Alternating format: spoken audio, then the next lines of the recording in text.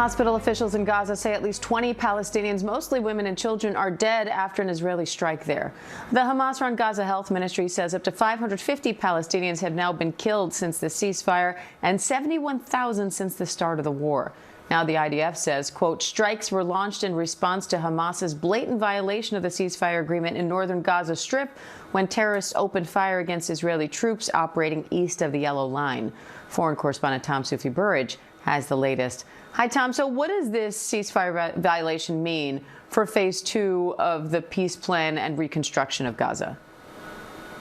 Yeah, well, it makes the ceasefire itself more fragile, Diane, and it, of course, puts the peace plan, President Trump's peace plan behind it, more in jeopardy at a crucial moment when Israel and other players in the region, including the US, are asking whether or not Hamas will disarm in phase 2 of that peace plan. But look, going back to Tuesday night's incident, the IDF says that, quote, terrorists fired at IDF soldiers near that yellow line. That is basically the line which divides the area to the east of Gaza, in Gaza, the sort of eastern part of Gaza, which the IDF still controls, from the western part of Gaza, which civilians occupy in the Gaza Strip. And more than 20 civilians killed, according to hospital sources in the Gaza Strip. And this is part of a trend. I mean, at the weekend, there were reports that about 30 Gazan civilians were also killed. And if you look at the statistics here, Diane, going back to when the ceasefire began in October, more than 500 people have been killed, according to the Gaza Health Ministry, and more than 1,500 injured.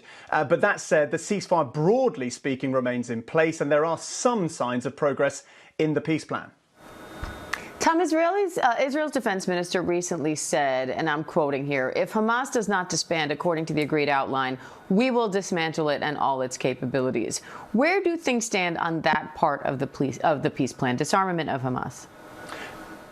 Yeah, well, to be totally frank with you, Diane, there isn't much clarity on where that process is at right now. What we know is the Trump administration announced at Davos a couple of weeks ago, when President Trump announced his Council of Peace, this kind of board of peace for Gaza and the reconstruction of Gaza. There was a very ambitious plan for reconstructing the economy and housing and tourism in the Gaza Strip.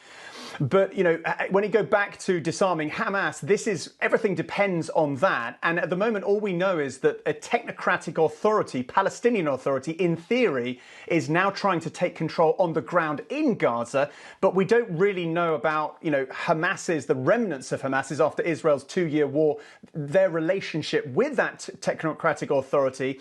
And we haven't seen any signs of real progress or signals from Hamas that it definitely will disarm, and exactly how that will happen. And then critically, you know, you mentioned that warning from the Israeli defense minister, whether or not Israel will be satisfied that that process has been done to a standard by which it will not attack Gaza again and go after Hamas in the military sense.